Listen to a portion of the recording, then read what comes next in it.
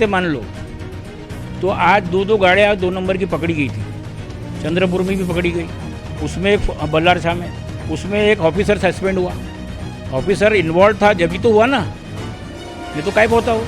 वैसा ये जो माफिया है 7 प्लाट जो चल रहे हैं यहाँ से, जिनको 2021 के अंदर लाइसेंस मिला था, और ये बिना लाइसेंस के तो कई दिनों पहले धंधा कर रहे थे। तो यही सब जो है ना साठ घाट करके ये काम को अंजाम दे रहे हैं। उदाहरण के तौर पर आप बता दीजिए कि किस तरह से ये पूरा चोरी का प्रकरण हुआ। हाँ, ये होता है कि जब काश्तकार से कोई माल लेता है ठेकेदार, तो क्या करता है, वो टीपी ऑर्डर निकालने के लिए, कटे ऑर्डर निकालने के लिए अपना 100 मीटर माल को 40 मीटर का निकालता है, क्योंकि वहाँ भी करप्शन है।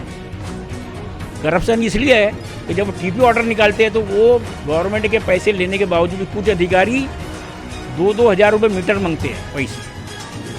तो काश्तकार क्या होता है, ठेकेदार क्या करता है, अपना पैसा बचाने के लिए उनको देता है और गोशवारा कम टीपी का निकालता है। टीपी ऑर्डर 40 मीटर का रहता है, माल आता है वहाँ से 100 मीटर।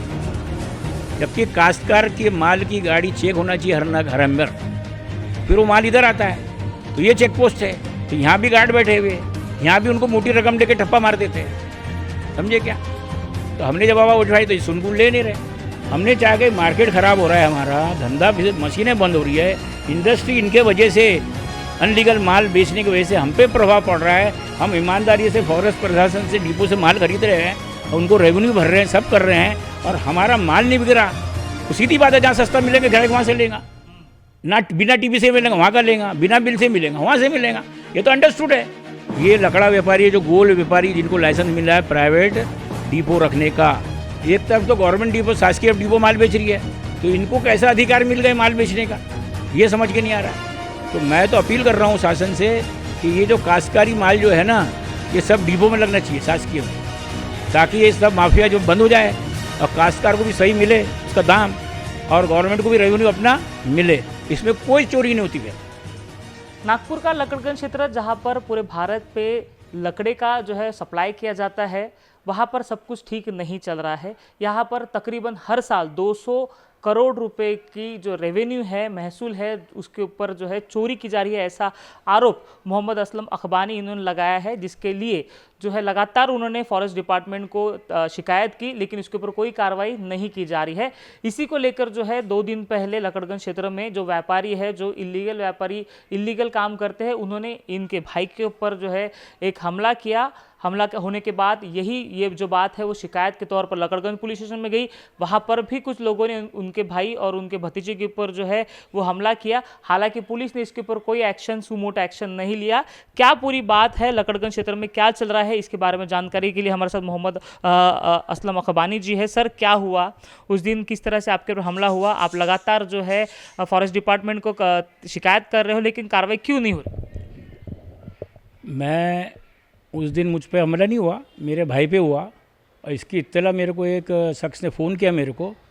मैं कहीं और बैठा हुआ था कलमना क्षेत्र में, तो उसका फ़ोन आया मेरे को, और उसने इत्तला की फ़ोन के द्वारा कि तेरे भाई पे कुछ लोगों ने, सबने मिलकर 150-200 लोगों ने हमला किया है, और एक शहबाज नामी जो है वो शख्स आगे आगे है, और वो मेरा भाई उस वक्त आरओ ऑफिस में, रेंज ऑफिस में बैठा था ना लकड़गंज क्षेत्र के, और वो क्षेत्र पे उन्होंने हमला किया। असल हमला तो उनका ये था, मेरा भाई तो वहाँ एक बैठा था एप्लीकेशन देते हुए, तकरार देते हुए वो बैठा था। असल मुद्दा ये हुआ था वहाँ पे कि वो जो एक गार्ड है, रेखा मैडम जो है वहाँ, तो उसने एक गाड़ी भर रहे थे, क्रेन भर रहे थे वो, उसको उसने कही कि भैया इसकी तेरे को टीपी जो है लेना पड़ेगा, तू अपने साथ टीपी रख ले और बिल भी रख ले, नहीं तो फिर तेरी गाड़ी हम रोकेंगे, चेक करेंगे।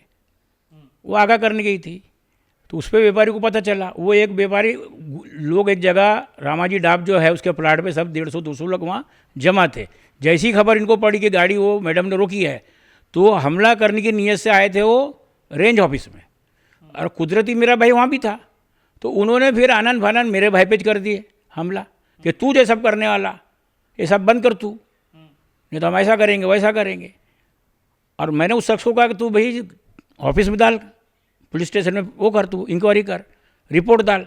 वो आदमी बोला मेरे को तो चलना ही नहीं हो रहा है, तो मैं कैसे डालूंगा, तू आ बोले। तो मैंने ठीक है, मैं गया उधर, जब तक वो सब वहाँ से चले गए थे। अब मेरे भाई के खिलाफ भी कंप्लेंट हो गई, पुलिस थाने में उनको बुला लिया उन्होंने। फिर मैं वहाँ गया तो वहाँ रेखा मैडम भी थी और आरओ जो है उमेश साहब भी वहाँ मौजूद थे, आरओ जो है राउंड ऑफिसर नंबर 2 में, वो भी वहाँ मौजूद थे। अब मेरे को ये पता चला है, ज्ञात हुआ है मुझे कि एक जो समीर जायसवाल नाम का आदमी है, उन्होंने उसको उस्काया, जबर किया, ऐसा मेरे को लगता है, ऐसा खबर है, एक जांच का विषय है वो, समझे, कि तुम जाके यूसुफ अगबानी के खिलाफ तुम गवाही दो। तो इसीलिए तो वो आए थे वहाँ थाने में, इसीलिए तो मैडम आई थी। पर मैडम ने सही बात करी वहाँ कि मैं झूठ नहीं बोल सकती, मैं कंप्लेंट लिखने को तैयार नहीं हूँ, और फिर वो दोनों वहाँ से चले गए। अब मुझे अब ये ज्ञात है कि वो रेखा मैडम शायद छुट्टी भी चली गई घबराहट के मारे, कि उसको ये सब माफिया जो है उस पर जबर कर रहे हैं। लकड़गंज क्षेत्र में इलीगल काम चल रहा है, जिसकी शिकायत जो है आप और आपके भाई लगातार कर रहे हो, फॉरेस्ट डिपार्टमेंट में जो है कार्रवाई करने की मांग कर रहे हो, और तकरीबन 200 करोड़ रुपए का सालाना रेवेन्यू जो है यहाँ से चोरी किया जा रहा है। किस तरह से ये सब चीज़ें चोरी होती है? रेवेन्यू में ऐसा है कि फॉरेस्ट का जो माल है, बिल आता है, टीपी आती है 4-5 मीटर की, माल रहता है 8-10 मीटर, फिर वो बिना बिल से यहाँ से बेचा जाता है। करीब करीब 10 से 15 से 20 करोड़ का माल हर महीने बेचा जाता है। अब उसका साल का हिसाब लगाएं तो 100-150 करोड़ हो गए, जिसमें जीएसटी विभाग का भी माल चोरी होता है। वो बिल ही नहीं बनाते व्यापारी, ना उसकी टीपी लेते, ना उसका बिल बनाते। हम तो 45 साल से मैं धंधा कर रहा हूँ, हम तो शासकीय माल खरीदते हैं फॉरेस्ट डिपार्टमेंट से, वहाँ तो पूरा पेड करके हम लाते हैं, हमारा बिजनेस कर रहे, और ये हमारे रेवेन्यू को भी नुकसान पहुँचा रहे और बिजनेस को भी ख़त्म कर रहे, क्योंकि इनको तो बिना टीपी बिना मिल का माल मिल जा रहा, और ये इनके जो माफिया है खरीदार माल के, उनको सस्ते होने पर वहाँ बेच देते, और जो सही ईमानदार लोग हैं उनको फ़ायदा मिलता नहीं। तो इसमें किसका साथ उनको मिल रहा है इन व्यापारियों को? क्योंकि 200 करोड़ रुपए का आप जिस तरह से कह रहे हो कि हर महीने में 15 से 20 करोड़ रुपए का ये जो है चोरी होती है, साल का इतना करोड़ हो जाता है, तो इसको कौन सपोर्ट कर रहा है? क्या फॉरेस्ट डिपार्टमेंट के लोग इसमें इन्वॉल्व है? बिल्कुल है, अगर नहीं रहते मान लो तो आज 2 गाड़ियाँ 2 नंबर की पकड़ी गई थी, चंद्रपुर में भी पकड़ी गई, उसमें एक बल्लार शाह में, उसमें एक ऑफिसर सस्पेंड हुआ, ऑफिसर इन्वॉल्व था जब ही तो हुआ ना, नहीं तो काय को होता हो। वैसा ये जो माफिया है, 7 प्लाट जो चल रहे हैं यहाँ से, जिनको 2021 के अंदर लाइसेंस मिला था, और ये बिना लाइसेंस के तो कई दिनों पहले धंधा कर रहे थे, तो यही सब जो है ना साठ घाट करके ये काम को अंजाम दे रहे हैं। सूर्य अस्त तक मशीन चलना चाहिए, आरा गिननी चल रही है तो चल रही है, नाइट चल रही है। स्पेशल अगर परमिशन भी लेने की इजाज़त है तो बिना परमिशन चल रही है, तो उसकी भी कोई साठ गाट नहीं ले रहे हो, संगुन नहीं कर रहे, संज्ञान नहीं ले रहे। और हमारे भाई ने जो एप्लीकेशन लगाई है कि भाई ऐसा सब हो रहा है, अब इस पर देखो, क्योंकि फॉरेस्ट की चोरी करना क्राइम है, गैर कानूनी काम करना क्राइम है। तो एक ऑफिसर जो उस निगरानी में बैठा है, वन अधिकारी आरओ की हैसियत से या गार्ड की हैसियत से, तो एक हमारा जो आरओ थे हमारे राउत साहब, राउंड ऑफिसर नंबर 1 में, उन्होंने तो आदेश भी निकाल दिए कि गार्ड आप जाके ये चेकिंग कीजिए, पर वो गार्ड चेकिंग करने को तैयार नहीं है। प्रेशर बड़े अधिकारी के है, ये जांच का विषय है। तो अब इनके बड़े कौन है? इनके बड़े जो है आरओ से, गार्ड से आरओ, आरओ से आरएफओ, तो ये आरएफओ के अंडर आता। अगर कोई भी एप्लीकेशन आरओ की लग रही तो ये तो चर्चा तो करते हैं ना अपने अधिकारी से, तो कहीं ना कहीं वहीं से वो दबाव आ रहा है, बड़े अधिकारी से करने की जरूरत ही नहीं है, क्योंकि इनकी पूरी साठगांठ पूरी चैनल है ये 7 माफिया डॉन की, और करोड़ों का हेरफेर यही कर रहे हैं। तो ये व्यापारी कौन है? ये लकड़ा व्यापारी है, जो गोल व्यापारी, जिनको लाइसेंस मिल रहा है प्राइवेट डिपो रखने का। एक तरफ तो गवर्नमेंट डिपो, शासकीय डिपो माल बेच रही है, तो इनको कैसा अधिकार मिल गए माल बेचने का, ये समझ के नहीं आ रहा है। तो मैं तो अपील कर रहा हूँ शासन से कि ये जो काश्तकारी माल जो है ना, ये सब डिपो में लगना चाहिए शासकीय में, ताकि ये सब माफिया जो बंद हो जाए और काश्तकार को भी सही मिले उसका दाम, और गवर्नमेंट को भी रेवेन्यू अपना मिले। इसमें कोई चोरी नहीं होती, फिर ना जीएसटी होगी ना किसकी होगी। जब टर्नओवर आपका 200 करोड़ का गायब हो गया तो उसका जो आईटी है वो भी गया, इनकम टैक्स भी फिर गया ना लाखों करोड़ों में। 200 करोड़ का टर्नओवर करेगा कोई आदमी तो उसमें गया हो। तो इसलिए हम कहते हैं कि भाई ईडी के अंदर भी एक बात रखी जाए, इसकी कंप्लेंट की जाए, और जांच जो है ना, ये जो अधिकारी अभी बैठे ना पोस्ट पे, उनको छोड़कर दूसरे सब जांच करे ये। अब मेरी तो मांग है प्रशासन से कि जितने भी तात्कालिक प्लॉट चल रहे हैं 3-4 महीने के लिए इनको तात्कालिक सस्पेंड किया जाए और इनकी चौकसी की जाए। एक एक सवाल ये भी आ रहे थे कि वहाँ के कोई सीए है, इन जो आप बात कर रहे हो, वो सारा मैनेज कर देता है इनके इनकम को, क्या ये बात सही है? हाँ, इसमें कुछ सच्चाई तो है कि वो सीए भी इनके साथ वहाँ मौजूद था और 1.5 घंटा सीए उससे वार्तालाप कर रहा था किसी पीआई के अंदर। एक सीए आदमी का क्या मकसद है वहाँ? अगर उसका रिश्तेदार भी है, मान लो किसी का रिश्तेदार भी हो सकता है, तो वो उसके साथ थाने में आ सकता है, बाहर खड़े रह सकता है, पर अंदर कैसे केबिन में बैठेगा वो? और जहाँ कंप्लेंट लिखा जा रही है उसको डिक्टेट कर रहा है। तो सीसीटीवी के मैंने मांग किया हूँ, तो सीसीटीवी के अंदर बिल्कुल वो मिलेगा। पुलिस के व्यवहार क्या था जिस दिन आप कंप्लेंट करने गए थे? तो पुलिस का व्यवहार आपके साथ क्या था, उनकी तरफ क्या, किससे क्या था? हाँ, पुलिस के व्यवहार में तो मुझे ये मिला, जो पीआई से कामड़े साहब थे उधर, वो अच्छे थे, दोनों के यानी हमारे को अगेंस्ट नहीं थे, जो सही बात वो कर रहे थे। और जो मैडम थी हमारी एसीपी मैडम है, उनका नाम मेरे को नहीं मालूम है, उन्होंने बहुत अच्छा व्यवहार किया। उन्होंने अप्रिशिएट किया कि भाई इनकी तकरार तो डिपार्टमेंट से है, हर नागरिक तकरार डिपार्टमेंट से कर सकता है और उससे रिसीव लेटर ले सकता है। अब ये तकरार पे अमल करना डिपार्टमेंट का काम है, उनकी ड्यूटी है, वो क्यों नहीं कर रहे? और आपको अगर तकरार करना था, आपको हंगामा लेके वहाँ जाना नहीं था, इन पर हमला करने की आपको ज़रूरत नहीं थी। आपको अगर तकरार करना था आप डिपार्टमेंट से करते कि हम जो कर रहे हो लीगल है कि नहीं, क्यों हम जो कर रहे हो अनलीगल की एप्लीकेशन लगी है, तो आप भी ले लेते उनसे परमिशन कि हम जो कर रहे लीगल है कि नहीं, ये आपको करना था। तो ये मैडम ने बहुत अच्छा काम करी। मैडम ने बोली भैया अभी मत करो आप ये सब, आप बिल्कुल हो जाओ। तो इस तरह से वो हो गया मामला। और 168 की हमको दे दी गई कॉपी पहले, ठीक है, उसके बाद भी हमको बिठाया गया। उसका कारण क्या? मेरे को तो ऐसा लगता है, इसका कारण लगता है भी जांच का विषय है कि वो जब वो पीआई का इंतजार कर रहे थे उन लोग आगे वाले, जैसे ही पीआई साहब आए कबिन घुसे, सबके सब 8-10 दूर गए, वो जो सीए था वो भी चले गया। और पीआई साहब को सामने बुलाकर, अपने अंदर बुलाकर, वो उन्होंने 1.5-2 घंटा उनकी सुने और फिर हमको बुलाए दोनों को। हम बोले क्या है, ये क्या सायरन बजाने का है, ये है क्या, वो है क्या? और उन्होंने अपने अधिकारी को दिया, बोले इनको अटक करो। हमको डराया गया हो, हमला आपके ऊपर, आपको अटक करने की बोली? हाँ, हमला हम पे, हमको अटैक, जबकि मैडम ने पूरा निपटा दी थी मामला और पीआई से ऑर्डर की थी, ये दोनों को बैन करो, 168 की नोटिस इनके मामला ख़त्म करो, समझे? उसके बाद भी पीआई साहब क्या इंटरेस्ट ले रहे थे ये हमको मालूम नहीं। तो हमको ज्ञात हुआ है कि कुछ ना कुछ उनको ऐसा, सब बाज़ार में बात खुलती नहीं कि भाई 1 लाख का पलंग दिया जा रहा है, ये तो हमको मालूम नहीं क्या हकीकत है। ये भी जांच का विषय है क्या? और फिर ये भी एक हमको बहुत ताज्जुब हो गया वहाँ पे कि परिसर के अंदर ये 150-200 का जो मजमा आया था, उसमें बहुत से लोग ऐसे थे जो व्यापारी नहीं थे, जिनको लकड़े के धंधे से कोई व्यापार नहीं करना। तो कहीं ना कहीं वो गुंडा एलिमेंट थे और हमको खबर लगी कि गुंडा एलिमेंट का और कुछ के साथ में देसी कट्टा भी उनकी जेब में था, ऐसी ज्ञात थी। इसीलिए हमारे फैमिली मेम्बर जब अपने व्यवहार के लिए आया उधर, तो उस पर भी हमला किया गया और डराया गया। और हमको तो पुलिस का प्रोटेक्शन चाहिए। मैं हमेशा कमिश्नर साहब से अपील करता हूँ मैं कि मेरे भाई को, मेरे को और हमारे फैमिली मेम्बर को डर है ये गुंडा, ये माफिया, लकड़ा माफिया। और मेरे को ये भी है कि शहबाज नामी जो है शख्स, जिसने मेरे को इत्तला किया था उसने फ़ोन पे, और उसने शहबाज का नाम लिया था, तो शहबाज नामी जो शख्स है, कहीं ना कहीं ये इसका पूरा सरगना है और ये हमले में ये जिम्मेदार है और इन्हीं ने उसका आया होगा और पूरे लोगों को मजमा लेके गया होगा, ऐसा मेरे को लगता है। अटक की बात जब पीआई ने की आपके साथ, तो क्या क्या कहा, किस तरह से अटक करने की, कौन से कलम के अंतर्गत अटक करने की बात की? नहीं तो मैडम ने तो हमारा मामला तय कर दी थी ना। मैडम ने तो पीआई को कह दी थी कि आप इनका बयान ले लो, उनका बयान ले लो और इनको 168 का नोटिस देके फारिग कर दो, एनसी हो गई वो। उसके बाद भी पीआई का इंटरेस्ट क्या था, ये मेरे को समझ में नहीं आ रहा। और हमको फिर कैबिन में बुला के धमकाया गया, इनका अटक करो, इनका अटक करो। आपका रिएक्शन क्या था उसके ऊपर?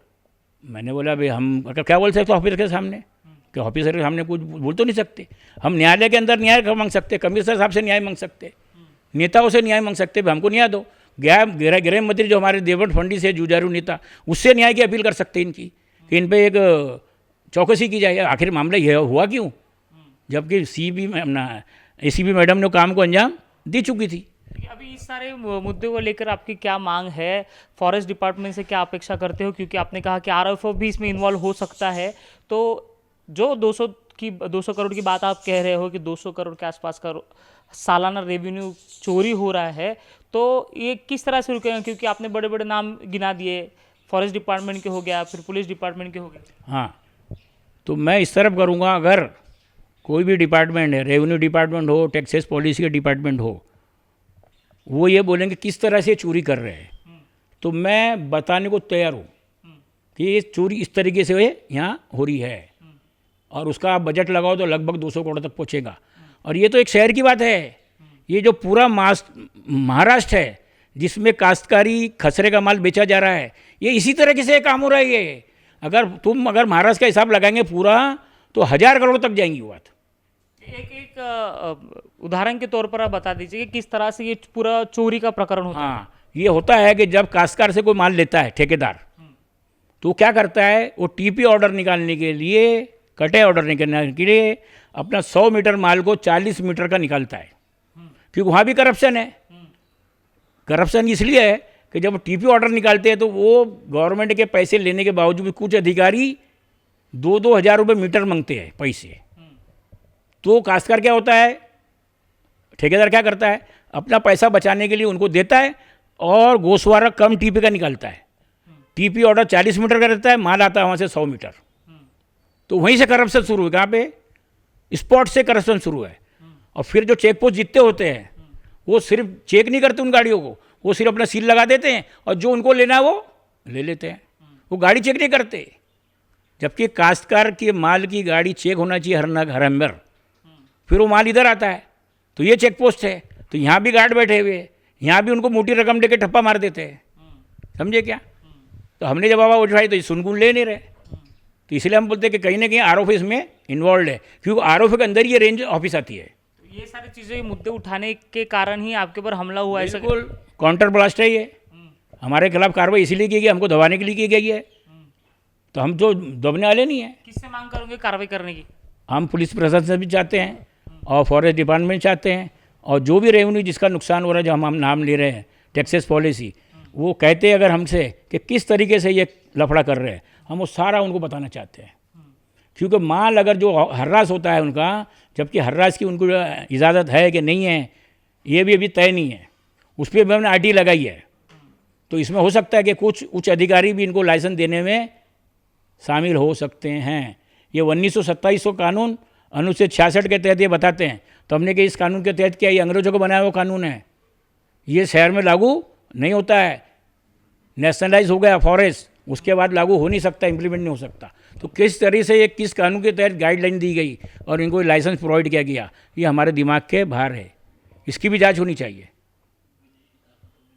हाँ, और दूसरा क्या है कि जितने भी ये माफिया है, बड़े पैसे वाले ये दबंग हैं, हर जरांगी का सुख है, तभी तो इन्होंने हमला करा दिए मेरे भाई के ऊपर। और किस पे, गवर्नमेंट ऑफिस पे।